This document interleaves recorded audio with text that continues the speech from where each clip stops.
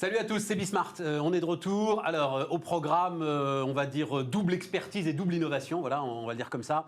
Expertise. Alors d'abord, il fallait quand même à un moment faire une place à la Chine. On va dire nouveau rôle de la Chine peut-être. C'est Laurence Daziano, l'économiste, qui est en face de moi et qui va nous raconter tout ça. Voilà, il y a vous le voyez d'ailleurs absolument partout en ce moment, hein, un vrai sujet autour du fait de savoir si la Chine sort comme grand vainqueur, est-ce qu'on peut même s'exprimer comme ça, de l'ensemble de cette crise. Donc on va y passer un long moment. L'autre long moment d'expertise, là aussi c'est une lame de fond, c'est autour des GAFA, mais alors le sujet fiscal qui va revenir forcément hein, aussi, un peu bloqué par l'élection présidentielle américaine qui avait stoppé toutes les négociations au cœur de l'OCDE, hein, l'organisation des pays développés. Pas sûr que Biden soit dans des dispositions plus favorables pour une taxation mondiale de ces GAFA qui sont aujourd'hui quand même très largement taxés aux États-Unis, mais ça aussi on en parlera. Je ne sais pas si vous le savez, mais Tim Cook il dit, et visiblement il a raison de le dire, qu'Apple est aujourd'hui le premier contribuable du monde. Donc voilà. Est-ce que même il y a un sujet autour de cette taxation? Donc voilà, les deux leviers d'expertise et puis l'innovation. Alors il y en a une, on va voir, mais ça m'intéresse énormément, la logistique du petit commerce. Une fois que l'ensemble du commerce dit « Ok, on part en digital, nous aussi on peut faire des marketplaces, etc. » La logistique, les amis, on en sait quelque chose hein, avec les vaccins. C'est le cœur de tout. Donc là, il y a une jeune boîte qui s'intéresse justement à ce sujet de la logistique du petit commerce et puis la révolution marketing pour terminer. Bref, c'est Bismart et c'est parti. Et on démarre donc avec Laurence Daziano. Bonjour Laurence. Bonjour.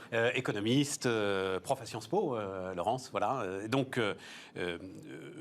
Alors d'ailleurs, spécialiste de la Chine de manière particulière, ou la Chine vous intéresse en tant qu'économiste? Alors, spécialiste des pays émergents, mon cours à Sciences Po porte sur les économies et les sociétés émergentes. Et parmi les pays émergents, on compte encore, mais peut-être plus pour très longtemps, ouais, la Chine, vu son développement. Ouais, enfin...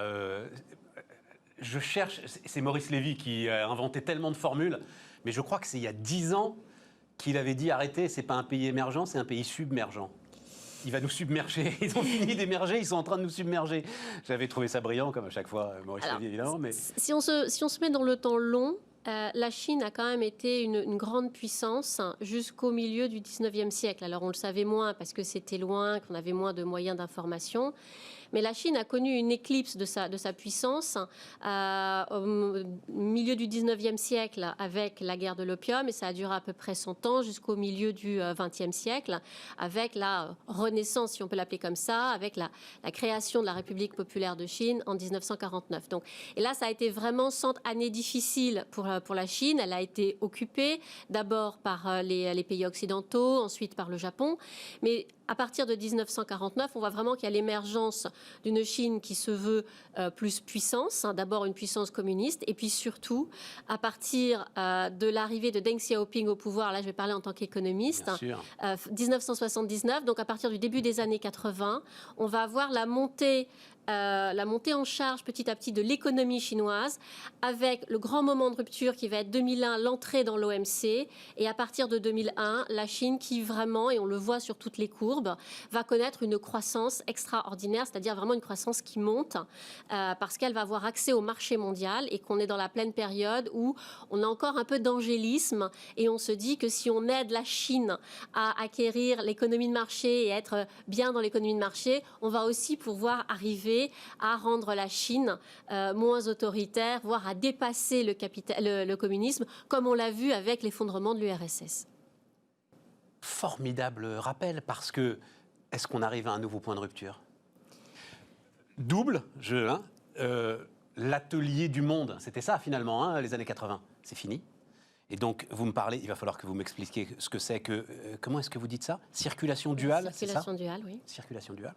Et puis, rendre la Chine moins autoritaire, ça aussi. Double virage? Alors, un double virage, en fait, un virage qui a pris son temps, qu'on n'a pas vu tout de suite ou qu'on n'a pas voulu voir tout de suite. Concernant l'économie, ce qu'on appelle la circulation duale. En fait, c'est un nouveau mot pour une idée qui est un peu ancienne. Comme vous l'avez dit, la Chine, c'était l'atelier ou l'usine du monde, c'est-à-dire qu'ils ont beaucoup exporté, ils ont créé vraiment leur croissance sur des exportations de masse.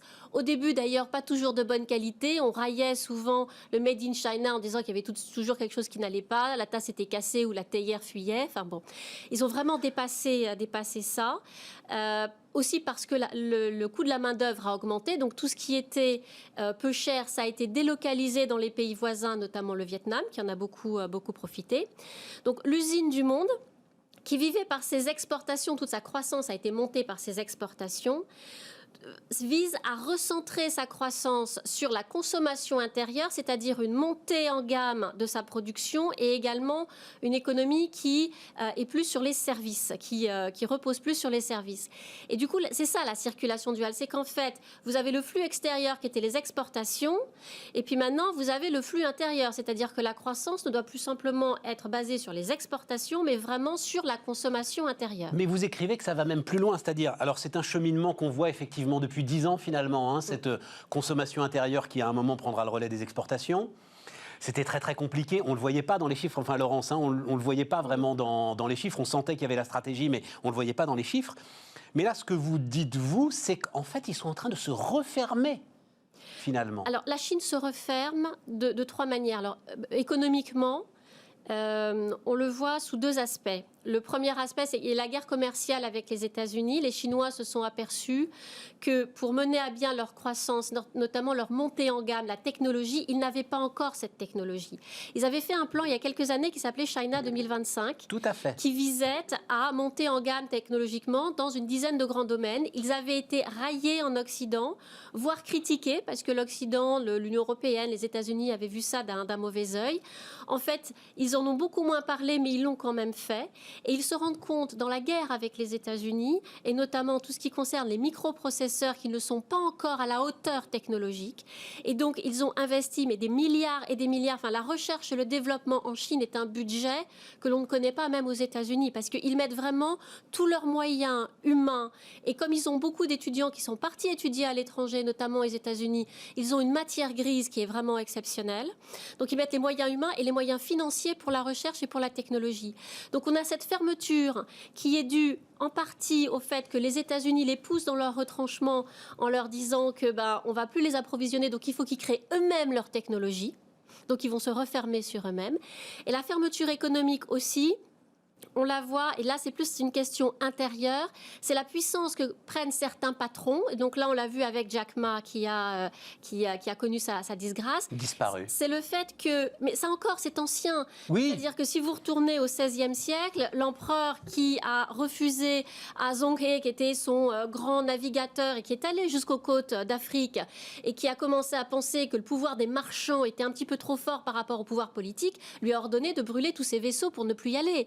Donc, dans la Chine, c'est quelque chose qui est vraiment ancré. C'est d'abord le pouvoir du politique sur le commerce. Je veux encore cette histoire. Donc on est au XVIe siècle. Voilà, on est au XVIe siècle. Vous avez un empereur, je crois que c'est Ming à cette époque-là, et vous avez un grand navigateur, un grand découvreur qui s'appelle Zhonghe, qui est parti avec ses bateaux, qui est arrivé jusqu'aux côtes orientales de l'Afrique, donc de l'Afrique de l'Est, et qui est revenu. Et en revenant, l'empereur a dit: tu brûles tes navires parce que tu vas avoir plus de, les marchands vont prendre plus de pouvoir. Et on le retrouve. Et on le retrouve typiquement dans ce que fait Xi Jinping. Et ça date pas de Jack Ma. Si vous regardez les dernières années, vous voyez qu'il y avait beaucoup d'empires qui s'étaient créés, notamment dans les assurances. Vous aviez un grand assureur qui était Anbang, son président qui était pourtant protégé politiquement. Il avait épousé une des petites filles de Deng Xiaoping, donc on peut dire qu'il était protégé politiquement. Néanmoins, il a été disgracié, il est en prison. Donc, et Jack Ma lui-même avait fait, moi je m'en souviens très bien, il y a quelques années, des proclamations de fidélité communiste. Alors, il les avait faites un peu forcées parce qu'il avait tenté quand même de le faire oublier. Et on l'avait rappelé, enfin le pouvoir lui avait rappelé quand même, et l'avait fait publier dans les médias occidentaux, qu'il était bien membre du parti. Ça, c'était il y a 2-3 ans. Ah, c'est ça. ça. En fait, ça. et voilà, c'est ça. Non, c'était ça. Lui, il avait bien caché. C'est ça. C'est le pouvoir qui commençait à le rappeler à l'ordre. C'était déjà le premier rappel à l'ordre. Et pourquoi est-ce qu'il était devenu trop puissant? Il s'est mis à critiquer, donc au mois d'octobre, il a critiqué la façon dont était géré le crédit en Chine, notamment par les banques publiques. Et donc, les banquiers publics sont allés voir le pouvoir en disant on ne peut pas avoir un acteur privé, même si la notion de privé en Chine est quand même toute relative, on ne peut pas avoir un acteur privé qui défie et critique les banques publiques, parce qu'en critiquant les banques publiques, on critique le Parti communiste, en critiquant le Parti communiste, on critique Xi Jinping. Donc vous avez cette double fermeture économique, d'accord? D'une part... Attendez, juste, parce qu'on n'y reviendra pas après, donc finissons avec Jack Ma. Enfin, de ce que vous lisez, de ce que vous voyez, c'est quoi les perspectives? Parce que Alibaba est un groupe, alors pour le coup, sans commune mesure en termes de puissance, avec Anbang, qui était, oui, ok, un gros assureur, avec notamment de gros investissements internationaux. On lui avait reproché beaucoup trop d'investissements internationaux. Voilà, c'est comme ça qu'il s'est fait. Enfin, c'est pas Alibaba qui est quand même quelque chose de considérable. Alors, Alibaba, c'est surtout, là, ce qui a été visé, c'était la filière, la filiale financière Ant Financial. Absolument. Mais c'est tous les systèmes de paiement, c'est très important. Obligé. Donc, pourquoi Jack Ma a résisté? Parce qu'il ne voulait pas donner et transmettre toutes les données qu'il avait sur ses clients.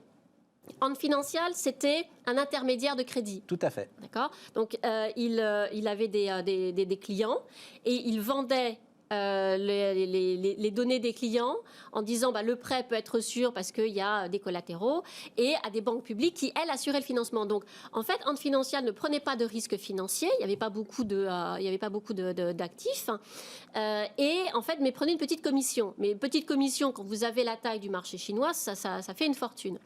Et ce que voulaient depuis longtemps les banques publiques, c'était d'avoir accès à ces données-là. Parce que c'est comme partout ailleurs, la richesse, elle est dans la donnée, dans la connaissance du client. Donc, Ant Financial et Alibaba en général, à travers ces différentes plateformes et ces différentes filiales, a une connaissance du consommateur chinois que n'ont pas les entreprises publiques qui veulent l'avoir. Que n'a même pas le Parti communiste? Parce que c'est un avantage concurrentiel et que n'a pas non plus complètement le pouvoir. Et on le sait que la Chine est quand même un pays qui veut dominer et vraiment maîtriser sa population. Donc, à terme, il va y avoir, ce sera fait de manière très légale, entre guillemets, c'est-à-dire que ce sera des opérations comme on le voit en Occident, de l'antitrust, de la concentration, et on va dire, mais non, là vous êtes trop puissant, donc on va commencer à diviser, donc Ant Financial de Baba, et au sein d'Alibaba, les autres finances. Donc on va finir par démanteler l'empire Alibaba parce qu'il est devenu trop gros et comme on le voit avec les GAFA en Occident, c'est-à-dire qu'ils sont devenus trop gros, ils commencent à prendre des prérogatives qui devraient être des prérogatives de l'État. Donc, dans l'Union européenne, la Commission européenne fait des règlements, et là on en est au Digital Service Act, au Digital Market Act. Aux États-Unis, vous avez les opérations qui sont lancées dans l'antitrust. Voilà. On est en Chine, donc en Chine c'est un peu plus martial. mais c'est la même chose, c'est-à-dire c'est la même chose, mais enfin on comprend. Sont trop grosses par rapport, qui commencent à avoir trop de pouvoir par rapport même aux régaliens. Et donc, alors, parce que j'ai dévié sur ce formidable explorateur, je ne savais pas que les Chinois au XVIe siècle avaient touché les côtes de l'Afrique, vous voyez, c'est extraordinaire. Mais donc, ce renfermement de la Chine sur elle-même. Donc, économique, politique. Mais attendez, parce que c'est assez contradictoire justement avec ce qu'on racontait sur les routes de la soie, avec la grande peur notamment en Allemagne au moment des rachats, on se souvient de cette voilà exactement, de cette formidable entreprise de robotique industrielle, etc. où c'était mon Dieu, ils vont aller partout là. Donc ça veut dire que ce mouvement-là, c'est un reflux? Oui et non. C'est-à-dire que sur les routes de la soie, ils sont toujours présents, ils ont toujours une diplomatie. Les routes de la soie, c'est une manière de faire de la diplomatie autrement. C'est de la diplomatie commerciale et de s'implanter. Et donc on fait des crédits très très larges sur les infrastructures. Alors, ils en ont fait beaucoup, ils en font beaucoup moins. Ils en font beaucoup moins d'abord parce qu'eux-mêmes n'ont plus les liquidités parce qu'il y a des besoins en interne en Chine, aussi parce qu'ils ont été très critiqués. Ouais, c'est ça. Donc les routes de la soie sont un projet qui qui est vieux quand même, qui date de 2013, donc qui a été lancé en 2013, qui a connu son apogée 2017-2018, qui commence à refluer. Néanmoins, il a permis à la Chine d'être très présente, notamment en Afrique subsaharienne. Et aujourd'hui, vous avez une diplomatie chinoise qui ne passe plus par les routes de la soie, mais depuis depuis 1 an, qui passe, c'est une diplomatie sanitaire. C'est-à-dire qu'ils ont fait de l'Éthiopie, qui était déjà un hub commercial, puisqu'il y a beaucoup d'entreprises chinoises qui ont délocalisé en Éthiopie. La croissance de l'Éthiopie, qui a été extraordinaire ces dernières années, doit beaucoup au fait qu'il y ait des délocalisations des groupes chinois qui se sont implantés. Et en fait, l'aéroport d'Addis Abeba a servi de plateforme pour la Chine. Jamais les relations aériennes n'ont été coupées en 2020, même au plus fort de la pandémie, entre Addis Abeba et la Chine, parce que c'était la plateforme qui a permis de transmettre à tout le continent africain, subsaharien, à la fois les vaccins, les tests, les respirateurs. Laurence, est-ce qu'il y a un reflux de cette stratégie ? Ah non, aujourd'hui, non. Non. Cette stratégie-là, non. Cette stratégie reste... Voilà. On a une diplomatie En revanche, offensive. D'expansion vers l'Occident, de rachat d'entreprises, etc., là, oui, peut-être. Toujours. Non plus. Non, et puis ils vont mieux utiliser leur liquidité. Or, aujourd'hui, on est dans une économie... 2020 a été absolument catastrophique pour toutes les économies occidentales. La Chine fait une croissance de 1,8%. C'est à peu près un des seuls pays, avec le Vietnam, qui a une croissance positive en 2020. Et là, ils vont faire 8-9. En 2021, alors ils vont faire 8-9 par rapport à... Ils vont faire 8 à peu près par rapport à 2020. Donc 2020, il y avait un décrochage quand même, parce qu'un 8... Bon, ils vont faire plus 8. Faire 8-9, quoi. Là où nous, occidentaux, que ce soit les États-Unis, l'Union européenne, on va avoir des plus 6, plus 7, mais enfin on a quand même décroché de moins 9, moins 10 en 2020. Donc on va quand même être en négatif. Donc c'est vrai qu'ils vont avoir un avantage et ils vont avoir... ils auront assez d'argent pour pouvoir investir dans des économies. Donc, on voit, en Occident, on est encore en train de gérer notre crise sanitaire, alors qu'eux en sont sortis, les Chinois en sont sortis. Et donc, on va avoir là, parce qu'on est encore sous perfusion, mais dès que les perfusions vont s'arrêter, il va y avoir quantité de dépôts de bilan. Et là, les Chinois auront les liquidités pour acheter ce qui les intéresse. D'accord. Il y aura toujours cette expansion. La fermeture que vous avez décrite ne s'oppose pas à continuer d'aller racheter ce qui est intéressant. Ça sert leurs intérêts. Alors, il nous reste peu de temps sur la question fondamentale, en fait, Laurence. C'est la dernière méga dictature du monde. Est-ce qu'à un moment, il ne va pas y avoir un printemps chinois ? Il n'y a aucun indicateur nulle part qui puisse y avoir. On a décrit, on ne va pas le refaire ici, ces systèmes de surveillance, par vidéosurveillance, etc. On a tous vu ces images ahurissantes, incroyables. Ce scoring des citoyens, etc. Il n'y a aucune indication nulle part qu'il puisse y avoir, à un moment, un mouvement démocratique, un mouvement de rébellion. On a vu Hong Kong, il y a ces polémiques autour des Ouïghours. Alors, Hong Kong, c'est terminé. Le Hong Kong, il n'y a plus de... Fondamentalement, sur la Chine, rien aujourd'hui ne menace le régime. Aujourd'hui, la menace du régime, elle serait à la limite à l'intérieur du parti. La seule menace que je vois aujourd'hui pour Xi Jinping, elle est à l'intérieur du parti. Le Parti communiste chinois nous donne toujours une image très lisse. C'est une voix, une opinion. Mais avant d'avoir cette voix et cette opinion qui sort, il y a quand même beaucoup de débats dans l'arrière-boutique, j'ai envie de dire, que nous, on ne voit pas, mais ça discute beaucoup. Et plus on voit le pouvoir de Xi Jinping se raidir à l'extérieur, plus on peut penser qu'à l'intérieur, il y a quand même des contestations et des difficultés. N'oublions pas néanmoins que Xi Jinping a mené une campagne dite anti-corruption, qui, c'est vrai, a permis alors je ne vais pas dire d'enrayer la corruption, parce qu'il y en a toujours, mais de la limiter. Néanmoins, ça a été aussi un formidable outil pour éradiquer toute opposition au sein du parti. Néanmoins, vous avez deux courants principaux au sein du Parti communiste chinois. Vous avez ce qu'on appelle les fils de princes, c'est-à-dire les fils de dignitaires, et puis vous avez tout le mouvement issu des jeunesses communistes. Donc Xi Jinping est dans la lignée, puisque son père était un haut dignitaire communiste sous Mao, et puis son prédécesseur, Hu Jintao, qui lui venait des jeunesses communistes. Et donc, c'était une sorte d'alternance au sein du parti. Donc aujourd'hui, s'il devait y avoir une remise en cause du pouvoir de Xi Jinping, elle serait d'abord à l'intérieur du parti. D'accord. Mais à l'extérieur... Ce qui ne changerait pas grand-chose, en fait. Non, ça peut avoir quelques inflexions, parce qu'on a vu, vous pouviez avoir des leaders communistes. Deng Xiaoping, lui, disait, peu importe que le chat soit... Tant qu'il attrape les souris. Voilà, soit blanc, noir ou gris, du moment qu'il attrape la souris. Et c'est ça qui a permis la croissance économique de la Chine. Aujourd'hui, la question qu'on pourrait se poser, c'est est-ce que ce durcissement idéologique, ce durcissement politique va permettre de continuer à avoir les conditions pour que la Chine ait cette croissance. Mais je pense que c'est la seule question qu'on peut se poser. Mais est-ce que le Chinois moyen, parce qu'il y a encore quand même 600 millions de Chinois qui vivent avec l'équivalent de 130 € par mois. Donc, est-ce qu'eux, ils ont vraiment envie de faire la révolution? Est-ce qu'ils ont juste envie de manger?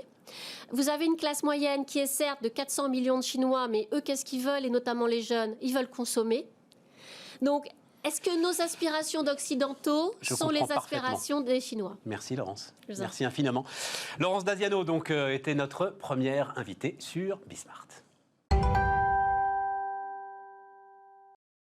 Innovation, donc maintenant, je vous le dis, expertise, innovation, voilà, dans cette émission. Enfin, innovation, j'en sais rien d'ailleurs, est-ce que c'est vraiment innovant? En tout cas, oui, l'idée est innovante.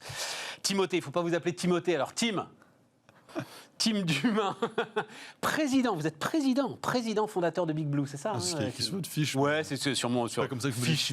C'est une feuille de papier, hein. C'est pas une fiche, hein, c'est du A4. Hein. C'est moi qui le fais. Hein, pas de... Elles sont très bien. On n'est pas staffé. Hein, non, allez, parce qu'on n'a que 9 minutes et c'est super intéressant ce que vous racontez. Racontez-moi ce que c'est Big Blue. Moi, alors, je vais le dire très très vite. Pourquoi est-ce que ça m'a intéressé? Parce qu'on est donc dans cette accélération aujourd'hui de la digitalisation du petit commerce.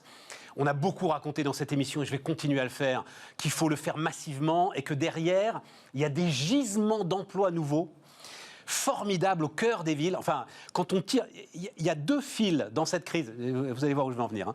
Il y a 2 fils dans cette crise quand on les tire qui donnent le vertige. Il y a le télétravail pour tout ce qui est réaménagement du territoire, et il y a en fait la digitalisation du petit commerce pour tout ce qui est revitalisation des centres-villes. Voilà. Sauf qu'il manque une brique essentielle. C'est nous. C'est la logistique. Mais vous parlez de digitalisation du petit commerce. Le petit commerce, il n'est pas forcément mort. Alors évidemment, il y a la situation... Si, il ne digitalise pas, si... Alors, il y a le Covid, il y a plein de problématiques, mais le commerce, le petit commerce doit passer d'un commerce d'étagère à un commerce d'expérience. Et finalement, là où on va acheter, effectivement, c'est peut-être le e-commerce. Mais tester le produit, c'est aussi... Non, mais c'est ça la digitalisation, Tim. Non, mais attends. Alors là, je vais être clair.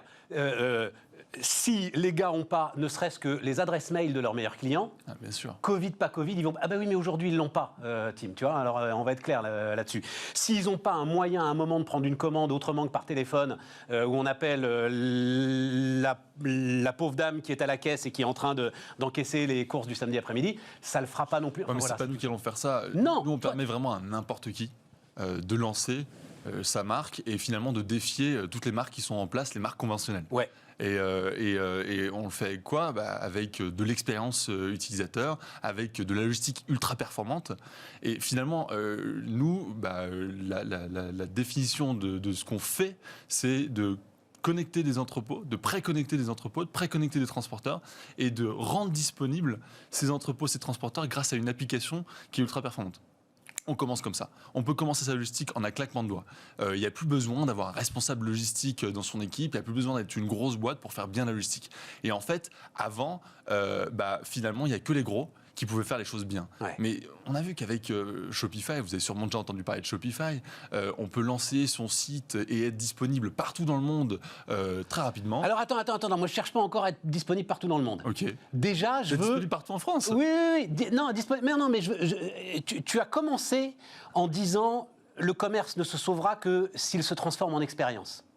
Ouais. Et ça veut dire que, notamment sur la gestion de mon stock, il faut absolument que je fasse de la place et tu peux, par exemple, toi, m'offrir la possibilité de déporter mon stock et d'aller livrer très très vite. C'est sûr. Le gars, il rentrera dans mon magasin, il sortira avec rien, mais il ce sera chez lui. Voilà. Mais en fait, moi, pourquoi je dis ça? Je dis juste que beaucoup de... Oui, mais ça, il n'y a que Nike qui peut se permettre de faire ça. Il n'y a que de très grandes... Voilà, c'est ça. Pas forcément. Et pourquoi je disais qu'effectivement, l'expérience, elle reste dans le magasin? Parce qu'il y a énormément de marques qui sont omnicanales. Nous, on fait de la logistique pour le e-commerce, mais aussi pour des gens qui vendent à des magasins. Le magasin n'est pas mort. Le magasin tel qu'on l'a connu il y a 20 ans est mort. les étagères sont mortes. Par contre, avoir la possibilité de se voir dans les habits, je ne suis pas sûr qu'on réussisse à le faire en 3D avec des hologrammes très rapidement. Donc effectivement, les deux sont importants et on permet aux marques de livrer si bien les magasins que les clients finaux très rapidement avec une expérience. Parce qu'on a aussi besoin d'avoir une expérience de livraison. Et l'expérience de livraison, le niveau d'attente des consommateurs, il est extrêmement élevé maintenant. Parce que on a nos amis d'Amazon et Sarenza et plein d'autres gros qui ont dit ok, la livraison ça doit être quasi immédiat, quasi gratuit et tout le monde doit s'aligner. Comment est-ce que toi, on en vient au cœur du truc, comment est-ce que toi, Big Blue, jeune entrepreneur, vous êtes une équipe de 3, je crois, hein, pour... Équipe fondatrice de 3, ouais. Voilà, équipe fondatrice de 3 pour démarrer l'ensemble de cette aventure. Comment est-ce que toi, justement, tu arrives comme ça à me garantir cette excellence dans l'expérience de la livraison ? Alors, il y a une très bonne tech qui se connecte à des assets existants, à des choses qui existaient avant. Donc, des gros entrepôts qui savent faire leur métier. Ça fait 20 ans qu'ils font ça. Des transporteurs qui savent faire leur métier. Et nous, on va utiliser toute cette... Et ils ne sont pas déjà sursollicités par l'ensemble de tes gros concurrents, l'ensemble des expressistes aujourd'hui qui nous livrent toute la journée ? Ouais, mais en fait, pour un gros entrepôt, avoir des gros clients, c'est un risque. C'est un risque parce qu'il y en a un qui s'en va, plus jamais il reviendra et on perd 20% du chiffre immédiatement. Et en fait, c'est aussi un pan de marché qu'ils n'arrivent pas à atteindre. Ils savent très bien qu'il y a énormément de nouvelles marques, des DNVB, on a entendu ce mot plein de fois, en fait, qui se lancent... Donne-moi DNVB. Digital Native Vertical Brand. Voilà. Ok. Qui démarre sur le net. Voilà. Ouais, c'est un gros mot pour dire que c'est des marques qui naissent, qui sont pure players, qui vont directement aux consommateurs et qui ne s'embêtent pas avec les conventions. Voilà. Et ces marques-là, finalement, ça devient un pan de marché de plus en plus gros. Il était peut-être à 30% en 2019, un peu plus gros en 2020, je n'ai pas encore les chiffres, mais il faut aller les attaquer. Et les logisticiens, ils voient tout ce pan de marché leur filer sous le nez. Et ils se disent, c'est le futur, et je ne suis pas encore dans le futur. Donc nous, on leur donne l'accessibilité à ce pan de marché, aussi simplement. Et finalement, nous, c'est du win-win. On est entre les deux et on convient à tout le monde. Les entrepôts sont contents et les marques sont D'accord, ravis. mais toi, ton défi, c'est d'assurer, parce que Amazon, DHL et les autres, de l'entrepôt jusque chez moi, ils maîtrisent toute la chaîne. Toi, tu dois passer de l'entrepôt au transporteur qui ne travaillent pas forcément ensemble, enfin en tout cas, ce n'est pas la même maison, etc. Et tout.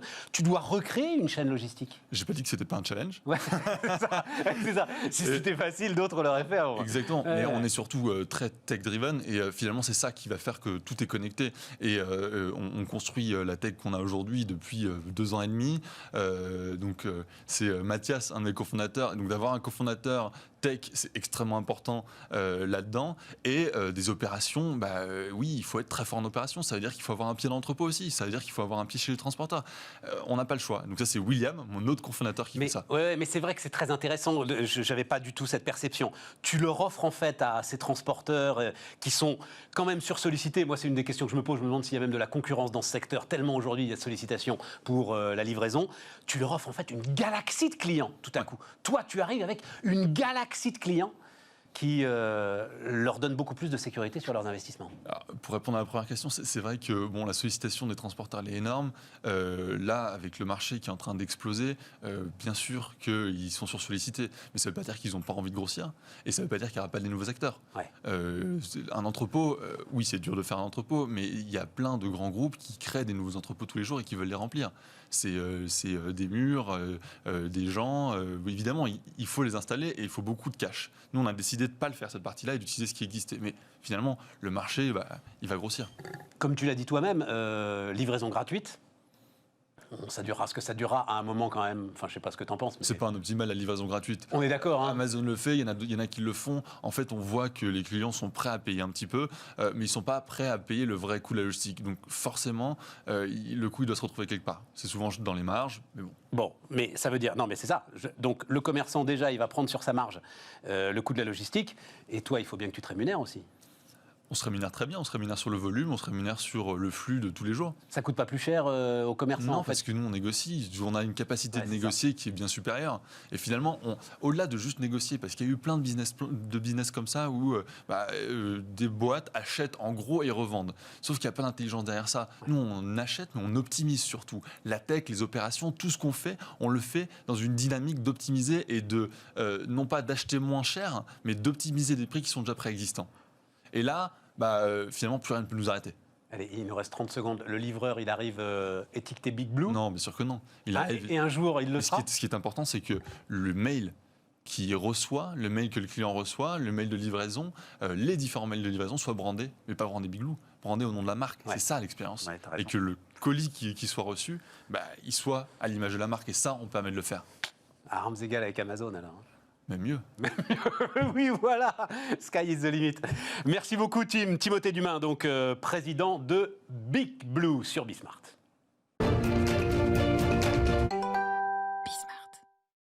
On repart, les amis. On repart avec Julien Pelfic, qui est alors économiste et avocat, c'est ça, Julien Non, juste économiste. Juste économiste. Associé donc au cabinet Tage, qui lui est un cabinet d'avocats. Absolument. Ouais, voilà, c'est ça.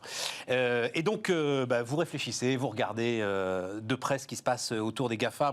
Bon, c'est évidemment sujet de fond.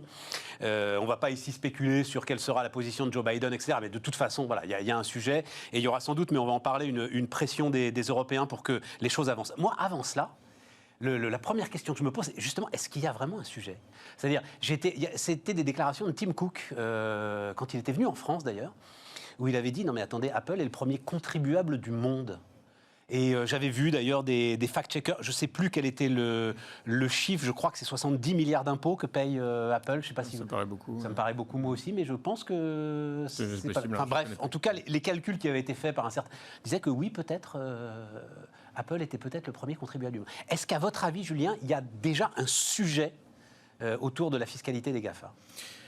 Alors, je ne connais pas le cas d'Apple en particulier, mais enfin, c'est sûr qu'il y a un sujet. Alors, par contre, c'est un sujet qui est beaucoup plus large que les GAFA. Il y a un problème avec le système fiscal international aujourd'hui. C'est-à-dire que le système fiscal, il a été conçu dans les années 30, à l'époque où, 1930, à l'époque où les multinationales étaient beaucoup plus petites et beaucoup plus simples qu'aujourd'hui. Et il n'a quasi pas changé jusqu'à aujourd'hui. Donc, aujourd'hui, il est plus du tout adapté au fonctionnement de l'économie.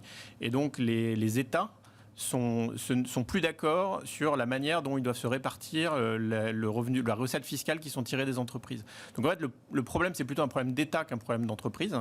Et c'est un problème qui est lié à l'obsolescence du système fiscal international. Lié à l'économie digitale ? Alors, c'est pas lié que à l'économie digitale. C'est lié à un ensemble de choses. Les multinationales des années 30, c'était une boîte anglaise qui faisait des machines à coudre et qui avait une filiale en Inde. Aujourd'hui, si vous prenez l'industrie automobile, vous avez une chaîne de valeur qui est éclatée dans 30 pays différents, avec des flux.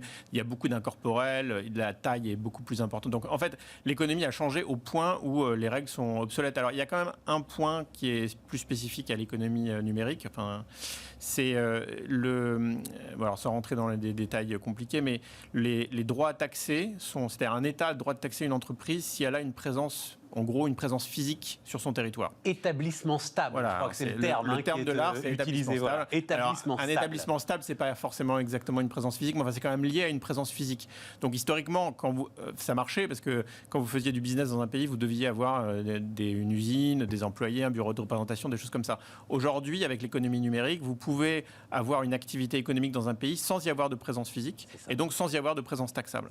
Et c'est un des points qui coince avec le système fiscal historique. Il y a combien de temps maintenant, je crois 2 ans, 10 ans, 2 contrôleurs des finances avaient écrit un rapport que je vous conseille de lire d'ailleurs si les choses vous intéressent parce qu'il est très très clair et il reste le fameux rapport Colin.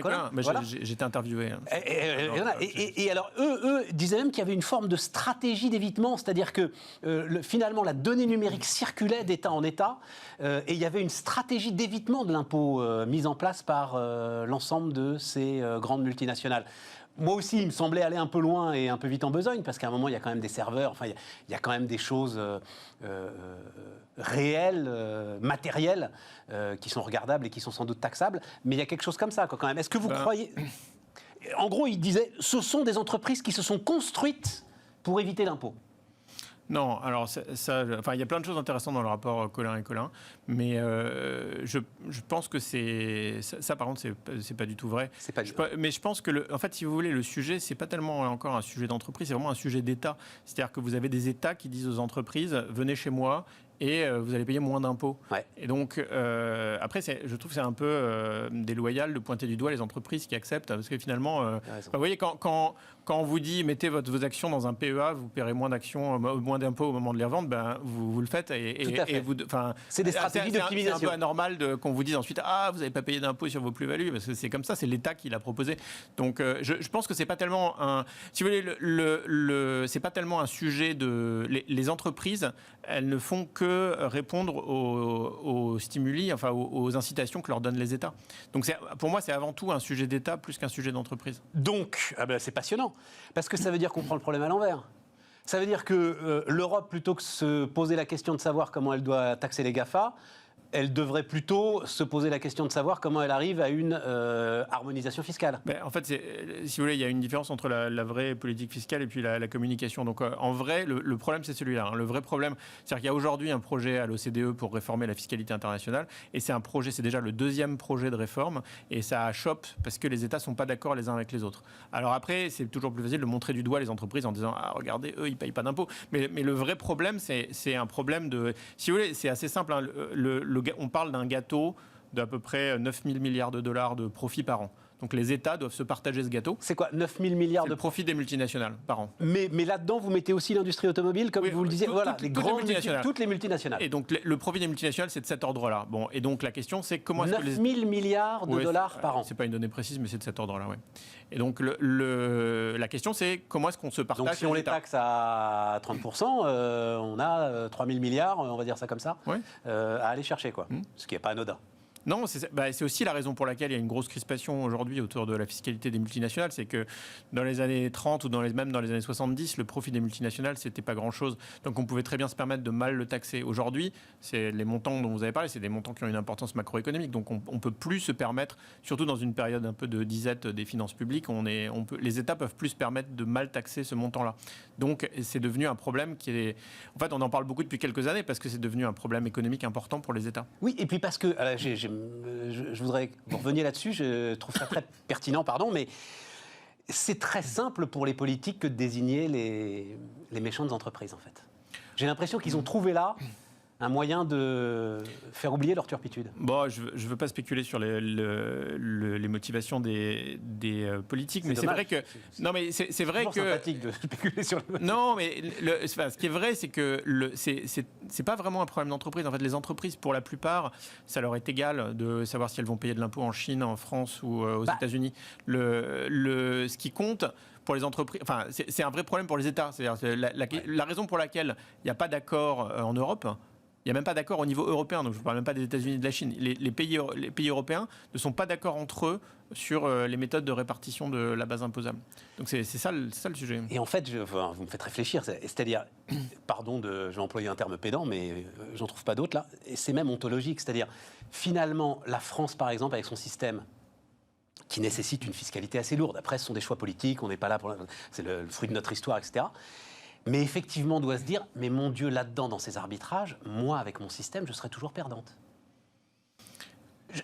Moi, je suis obligé d'assumer, même si là, je dis, je vais faire baisser l'impôt sur les sociétés.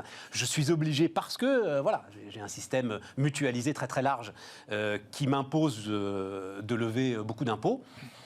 À ce moment-là, effectivement, dans les choix que vont faire ces multinationales, je serai toujours perdante. Oui, alors en fait, c'est la décision pour les politiques est quand même assez compliquée parce que si vous voulez, dans la problématique de la fiscalité des multinationales, il y a deux enjeux. Il y a un enjeu fiscal, c'est-à-dire combien vous allez récupérer d'impôts sur les sociétés, et il y a un enjeu d'investissement, c'est-à-dire que vous avez envie d'avoir des impôts, mais vous avez aussi envie que les multinationales installent leurs sièges, leurs usines chez vous. Très juste. Et donc les États voudraient les deux. Mais c'est souvent pas possible, il faut faire un choix entre les deux. Et donc, si le système actuel, c'est un système qui permet dans une assez large mesure de dissocier l'endroit où vous payez vos impôts de l'endroit où vous localisez vos investissements physiques. Alors je dis dans une certaine mesure, les deux ne sont pas complètement dissociés, mais l'application stricte des règles, sans fraude ni rien du tout, la pure application des règles vous permet dans une certaine mesure de faire ça. Et donc ça permet vous pouvez avoir dans un pays comme la France, par exemple, vous avez beaucoup d'investissements. Mais vous pouvez mettre des impôts ailleurs. en partie. Et donc, Donc ça, c'est les systèmes de transfert. Ça, c'est le système de prix de transfert actuel. Et si vous changez complètement les règles, la France peut prendre le risque de perdre ses investissements. Donc de perdre à la fois ses impôts et ses investissements. Même si on est quand même un gros marché de consommation. Oui. Comme toujours, on est un gros marché de consommation et, qu'on le veuille ou non, géographiquement, on est au centre de l'Europe. Donc, c'est vrai qu'on peut se dire qu'on est incontournable, en fait. Alors, la question du marché de consommation, c'est la question qui est au cœur de la nouvelle réforme de la fiscalité internationale. Si vous voulez, les règles historiques, elles ont plutôt tendance à mettre du profit là où vous avez des choses importantes, là où les entreprises prennent leurs décisions, là où elles possèdent leurs marques, leurs brevets, là où elles font leur R&D. Et donc, c'est ça la norme historique. Et il y a une tendance aujourd'hui de certains pays à essayer de bouger le centre de gravité de la fiscalité vers les pays de consommation.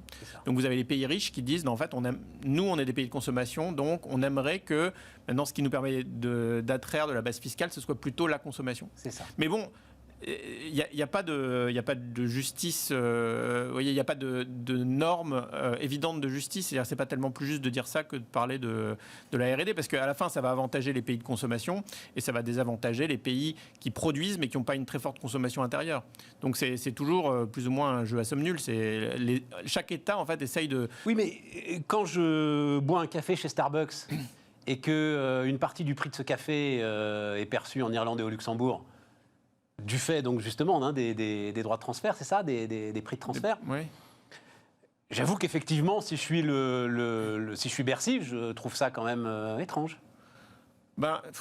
Vous trouvez ça étrange? Non, c'est pas vraiment étrange. Parce que on l'explique très vite, parce qu'en gros, la redevance de marque, c'est ça. Oui. Le savoir-faire. Le savoir-faire, l'immatériel, voilà. Mais oui, non, la redevance de marque, voilà, elle est installée, comme vous l'avez dit, dans les pays à plus faible fiscalité, en Irlande et au Luxembourg. Oui, mais c'est comme ça que les règles fonctionnent et ça a un certain sens. Si vous voulez, la norme fiscale, c'est de répliquer le fonctionnement du marché. Et donc le marché, il n'est pas toujours très juste. Le marché, c'est quand vous avez un super brevet, vous récupérez beaucoup de redevances. Et donc c'est cette même norme qui est répliquée au niveau fiscal. Comment tout cela peut-il évoluer ? Si vous voulez, on avait une norme qui a été conçue dans les années 30, qui a assez bien fonctionné jusqu'au début des années 2000. À partir des années 2000, les États ont commencé à se dire ça ne va pas, j'ai pas assez d'impôts sur les sociétés, il faut faire quelque chose. Donc le système, il commençait à se fissurer. Et il y a deux possibilités. Si vous voulez. Soit on arrive à trouver un nouveau consensus international, c'est-à-dire que les États se mettent tous d'accord sur une nouvelle règle de partage de gâteau. Donc ils se disent, ok, on change de règle maintenant, on prend une nouvelle règle pour calculer la taille des parts. Et dans ces cas-là, tout va bien, on repart sur de nouvelles bases différentes. Soit on n'arrive pas à trouver un accord, et dans ces cas-là, le problème, c'est que si le consensus vole en éclats, chaque État va décider unilatéralement de sa fiscalité. C'est-à-dire, chaque État va dire, par exemple, si vous êtes la France, vous allez dire, ce qui compte, c'est la consommation. Donc moi, je vais vous taxer un gros morceau de votre profit parce que c'est là où il y a de la consommation. Taxe sur le chiffre d'affaires. Et moi, si je suis la Chine, je vais dire, non, ce qui compte, c'est avoir accès à de la main-d'œuvre pas chère. Donc je vais taxer ça. Et à la fin, les entreprises vont se retrouver à être taxées sur beaucoup plus que leur profit. C'est-à-dire que si vous considérez que vous devez taxer 80% du profit d'une boîte et que moi, je considère que je dois aussi taxer 80%, à la fin, on va taxer 160% du profit. Donc le risque, c'est ça, c'est des taxations multiples du même profit. Et des taxations multiples, ça a le même effet, en gros, que des droits de douane, c'est-à-dire c'est un frein énorme au flux de capitaux internationaux et probablement un frein aussi important au flux de biens. Donc en fait, c'est un gros coup de frein sur le commerce international. Et sans doute aussi aux investissements. Oui, aux investissements directs à l'étranger.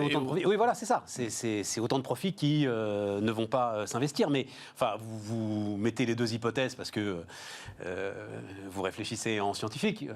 Très franchement, la négociation qui amènerait à la réalisation de votre première hypothèse, c'est-à-dire d'une nouvelle base fiscale mondiale, c'est l'équivalent d'un Bretton Woods, c'est quelque chose de considérable et qu'on a du mal à concevoir à ce stade, non ? Là, je pense qu'il faut rendre hommage au travail de Pascal Saint-Amand et de son équipe dans l'OCDE. C'est-à-dire qu'ils font un travail extraordinaire pour essayer justement d'aboutir à ce nouveau consensus.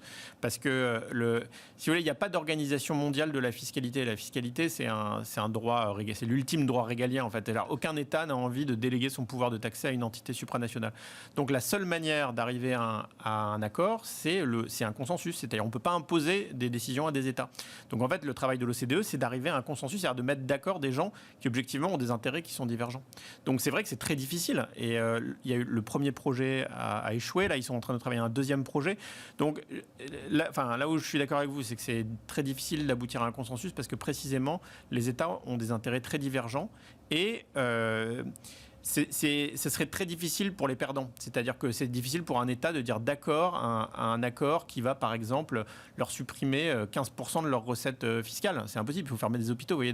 Donc d'un côté, c'est très difficile de faire ça. De l'autre, si on ne fait pas ça, c'est-à-dire et on commence à voir le système se craqueler, hein, les taxes sur les services numériques qu'on voit fleurir un peu partout, c'est une première étape de cette unilatéralisation de la fiscalité. Et ben, si ce truc-là se développe, je pense que tout le monde a en tête que c'est un gros coup de frein au commerce international. Et en ce moment, c'est pas forcément une idée géniale une période de crise. Voilà. Donc, si vous voulez, c'est ça qui est compliqué. C'est difficile d'arriver à un accord, mais la solution de repli, c'est une situation catastrophique. Donc, Merci Julien. Je vous en prie. Voilà, Julien Pelfig, donc, qui était notre invité sur Bismart. Pas le dernier, mais le dernier en direct, on va dire, le dernier pour aujourd'hui. Ce que je vous propose, tenez, c'est d'écouter ce que nous racontait, et on terminera avec ça, Guillaume David. Et là, on va parler de la révolution du marketing à travers les réseaux sociaux. Made in Vote. On va finir avec ça. Et nous, les amis, on se retrouve demain. On reprend, les amis. On reprend avec Guillaume David, qui est le patron de Made in Vote. Bonjour Stéphane. On va, pour le coup, vous êtes assez nombreux, en tout cas, vous êtes un certain nombre, voilà, on va le dire comme ça, sur ce créneau très très intéressant, qui est d'aller chercher ce que personne, en fait, n'arrive plus à attraper, n'arrive plus à écouter, alors que ce soit pour de grandes causes politiques, ou pour que ce soit pour je vais le dire ici moi, de grandes causes marketing et commerciales. C'est ça, Exactement. Exactement. J'ai créé Made in Vote, qui est une société d'études marketing, d'études conso, qui a la particularité d'avoir intégré le recrutement de répondants en exploitant la puissance des réseaux sociaux. Et c'est justement ces nouveaux canaux de recrutement de répondants qui nous permettent d'aller chercher des répondants qui, historiquement, avec les méthodes classiques, ne rentraient pas dans les cases pour être interrogés. Donc nous, c'est vraiment notre ambition, c'est de pouvoir permettre à des gens qui, historiquement, n'avaient pas l'habitude de s'exprimer dans les sondages, de leur donner la parole. Parce que Made in Vote, votre projet, il est d'abord politique ? Non, pas forcément politique. Le projet, il est né d'une problématique locale. À l'origine, quand j'ai créé Made in Vote, c'était pour pouvoir permettre aux habitants d'un quartier de s'exprimer sur le choix des commerces ou des services qui allaient venir égayer leur vie de quartier. Et le Made in, c'est que c'était fait grâce au vote des gens qui vivent dans le quartier. On a gardé ce nom, mais on a élargi notre savoir-faire parce qu'en fait, on s'est rendu compte qu'en faisant ces études sur les réseaux sociaux très localisées, on faisait ressortir des avis de personnes qui n'allaient pas dans les réunions publiques quand il s'agissait de sujets d'urbanisme. Ah, mais il n'y a que des retraités dans les réunions publiques. Exactement. Donc c'est pour le coup, il n'y a personne dans les réunions c'est de fait assez peu représentatif. Oui, ça, je vous le confirme. Mais tout comme dans les méthodes... Pour en avoir vécu un certain nombre, je vous le confirme. Ouais. Et en fait, souvent, dans les réunions publiques, il faut soit être retraité, soit avoir suffisamment de bagou et de confiance en soi pour s'exprimer. Donc, de fait, ça biaise la représentativité. Enfin, on peut le dire d'un mot, mais il faut avoir en plus passé des heures sur des dossiers, notamment sur les questions d'urbanisme, qui font que, soit vous avez le loisir de pouvoir y passer des heures, soit en fait, votre voix ne va jamais compter, quoi. Et on a élargi du coup notre périmètre d'intervention parce qu'on s'est rendu compte que on faisait ressortir des voix qui étaient historiquement pas écoutées. Et en fait, on s'est rendu compte que sur les sujets marketing et d'opinion, c'était le même problème. Sur les panels, les personnes qui s'inscrivent, qui font la démarche de s'inscrire dans un panel, donc c'est un fichier mail dans lequel ils vont être sollicités pour répondre à des questions contre une rémunération, ou des personnes qui sont à domicile pour répondre à des enquêtes téléphoniques, ne sont pas forcément représentatifs de tout l'échantillon français, mondial, puisqu'on intervient sur un spectre géographique international. Et grâce aux réseaux sociaux, en fait, on va mobiliser l'avis de personnes qui, historiquement, ne sont pas ciblées, parce qu'on est justement en mesure de les cibler avec une multiplication de critères qui nous permet de toucher des gens selon leur centre d'intérêt. Alors, c'est là où j'ai envie de comprendre.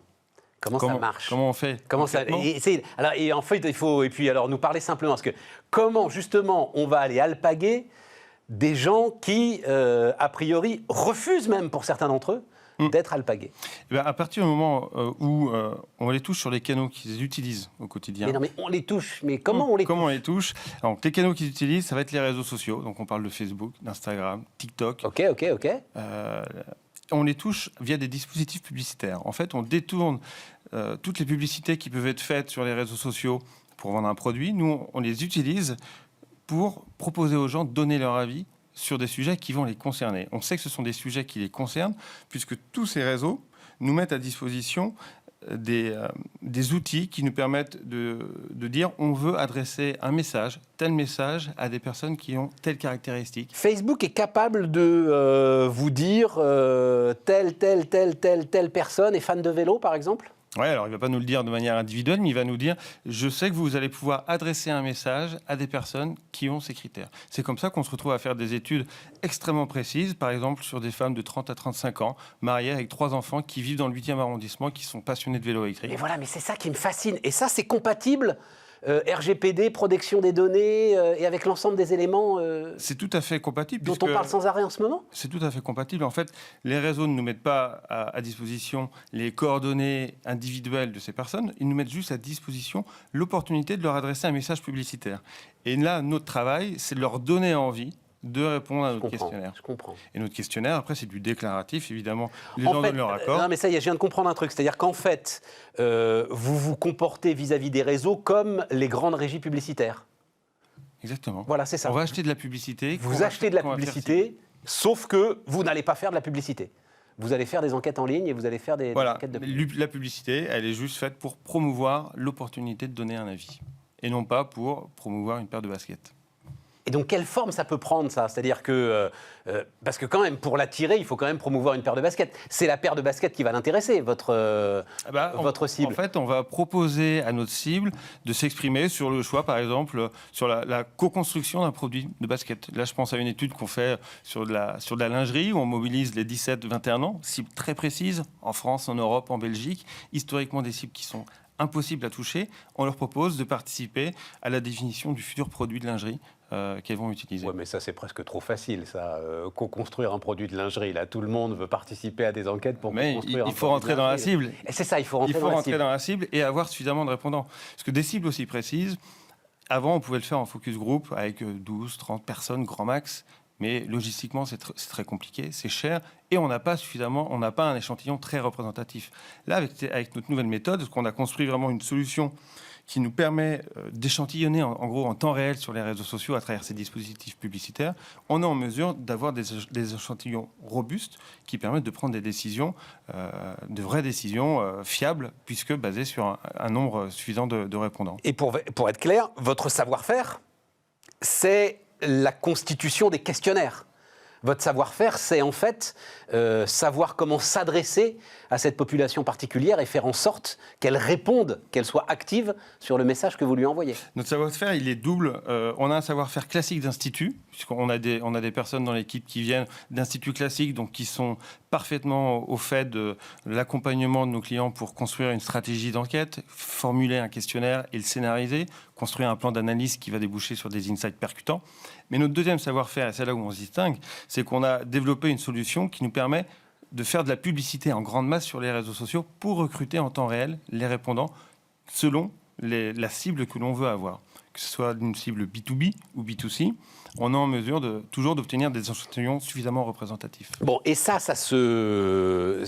peut avoir des implications. Donc, c'est très intéressant quand même, vous l'avez dit très très vite au début, là, mais c'est ça qui m'a intéressé. C'est-à-dire que je crois que vous veniez de vous installer et vous constatiez que dans la rue où vous étiez installé, il y avait plein de magasins qui étaient fermés, en fait, ouais. Ce qui est très triste. Ouais. Et c'est là qu'a germé l'idée. Pour que ces magasins rouvrent. Exactement. Et vous comprenez bien la situation dans laquelle on est aujourd'hui. Je me dis qu'il y a là quelque chose d'intéressant à creuser.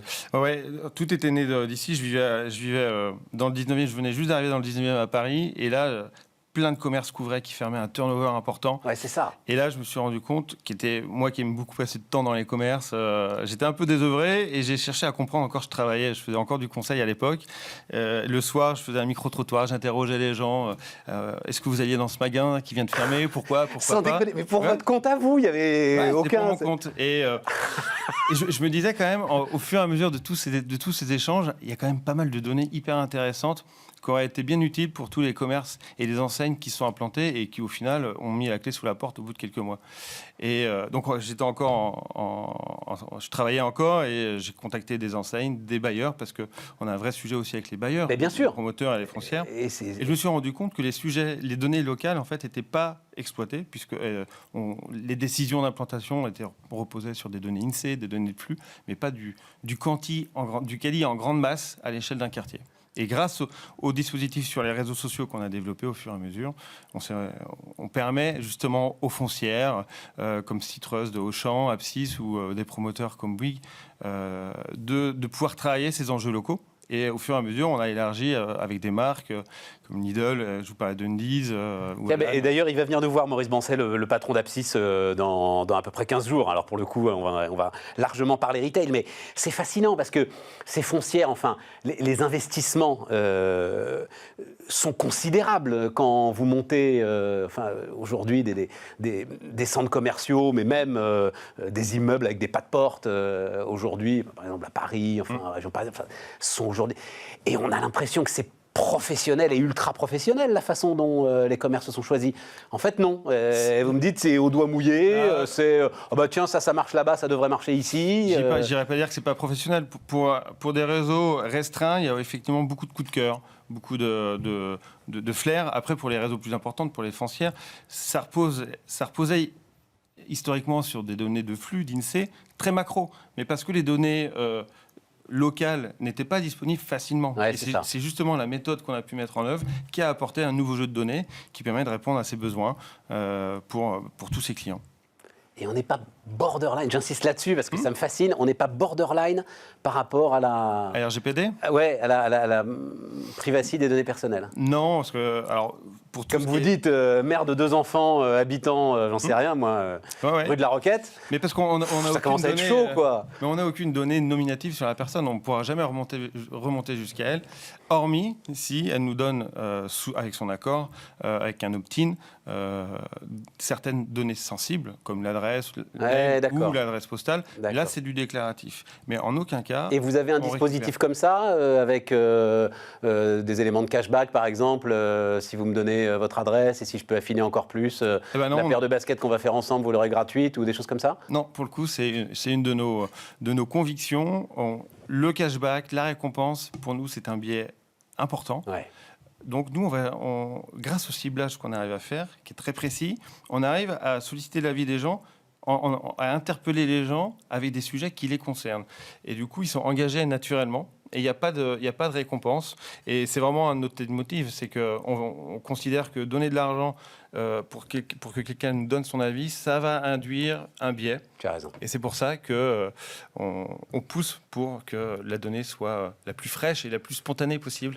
Avec notre solution d'échantillonnage. Bon, l'idée, c'est les commerçants peuvent s'appuyer là-dessus aujourd'hui, enfin l'ensemble des réseaux qui réfléchissent, par exemple, ils peuvent s'appuyer sur Made in Vote pour essayer... Oui, ils le font, voilà. Ils le font, oui, on travaille avec des grands retailers. Tous, on souhaite ça, finalement, qu'il y ait effectivement... Le commerce de centre-ville, c'est pas un sujet de « Ah, mon Dieu, la grande distribution, ceci... » Non, tous, on souhaite ce dynamisme aujourd'hui et il peut y avoir mariage des deux. Évidemment qu'il doit y avoir mariage des deux. Mais de plus en plus, que ce soit les grands réseaux de retail ou même les collectivités font appel à nous. Par exemple, je pense à une étude qu'on vient de terminer pour 50 ans en Yvelines, où on a sur la zone de Paris-Ouest, qui est un grand centre commercial sur 50 ans en Yvelines, qui est à côté de Paris, on a mobilisé l'avis de toutes les personnes qui étaient clientes, mais également les non-clients, puisque via les réseaux sociaux, on est en mesure de toucher ces non-clients et de les intéresser. On a mobilisé leur avis de la même manière qu'ils co-construisent, entre guillemets, le centre commercial idéal qui les inviterait ensuite à venir choper. Choper, à tous les sens du terme. Guillaume David, le CEO de Made in Vote, c'était notre invité sur Bismart.